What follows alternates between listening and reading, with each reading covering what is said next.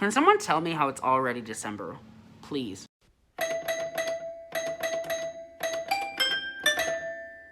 Hey guys, welcome to another video. My name is Ian, I'm Ian the Reader, and today I have my December TBR, which is just like madness. You know, I'm not ready for 2021 to be over. Then again, I am, because it's been kind of a challenging year, but I have big plans for December. So here's my thing. I am the type of person who overthinks my best of the year lists endlessly when I'm planning them. And I always get this feeling around mid-November when I've kind of started to think about what books are gonna be in my year-end list. And that feeling is almost like a fear of missing out, where I feel like my list is good, but could it be better? You know what I mean? I always feel like when December is coming up, I have the urge to find one last book that's gonna make my year-end list. And so for the month of December, I've gotta find those books. So my goal originally was just to read, kind of take it easy for the month of December, but that has changed because that fear of not having another 5-star book is very present in me. I haven't had a 5-star book since I read Jade Legacy back in September, and I'm ready for another one. It's time. And so my goal, I would like to find 2 more 5-star books for the month of December. Will I do it? I don't know. Do I have the TBR to plan for having 2 more 5-star books? Yes, I do. So, as you may have noticed, I do not always stick to my TBRs. That being said, these are the books that I would like to pick up in December. Will I? I don't know. Maybe. Maybe I will. Maybe I won't. But I would like to most pick up these books. I would most like to pick up these books in the month of December. So, without further ado, let me tell you all those books. Yes, this list is very ambitious. Like I said, I don't plan on reading all of them.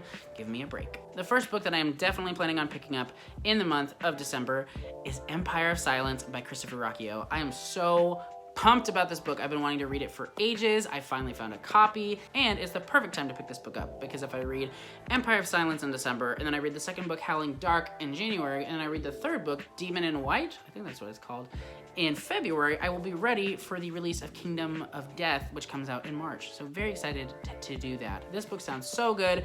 It's sci-fi. It's got war in it, and I've heard it's kind of been compared to Gladiator, which I love. And yeah, this just seems so freaking good. I'm so excited. I have high hopes for this. Could be a 5-star. Yes, please. Also, my buddy Bryce from Shelf Centered said he would buddy read this with me, so that's exciting. Very excited. Next up is another one that I'm hoping could be a 5-star, and that is Boy's Life by Robert McCammon. Is that how you say it? I always almost say McMahon. Okay, so it's Robert McCammon. Anyway, I've been wanting to try one of his books for a long time, and then Brian Lee Durfee, whose channel I'll link below as well, put this as one of his favorite books of all time, and I heard what it was about, and I'm like, man, this sounds right up my alley. I love a good coming-of-age story, especially when there's a little bit more to it, and this seems to almost have a thriller mystery aspect to it as well. I've actually read the first 2 chapters, and it definitely does, because there's a murder right at the beginning of the book, and I have a really dang good feeling about this book. I think this could not only be a 5-star, I think this could be one of my favorite books of all time. Don't overhype it, Ian. Learn from your mistakes, Ian. Don't overhype it. But yes, I have high hopes, okay? I do, I have high hopes. Next up is another one that I think could hopefully, possibly, maybe be a 5-star, and I may or may not pick this up. I just added it as a last-minute addition to my TBR because of the fact that the last book that I read in 2020 was by this author. It was the first book I'd ever read by him, and it is now my second favorite book of all time. So that book that I'm planning on reading this month is She's Come Undone by Wally Lamb. Last year I read I Know This Much Is True by him, and oh my gosh, it blew my freaking mind. It was so good.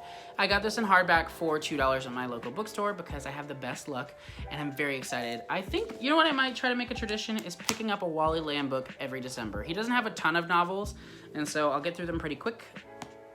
I say pretty quick, that would take 5 or 6 years, but I would like to read this book in the month of December. We'll see. Then, I've already started this one as well. That is The Anthropocene Reviewed by John Green. I don't know if this could be a 5-star. I think it could be because people whose opinions I respect have also given it 5 stars, and I love John Green, but I've never given a nonfiction book 5 stars before, just because I don't read a lot of nonfiction. Not because there's not great nonfiction out there, just because of me. I'm the problem, okay?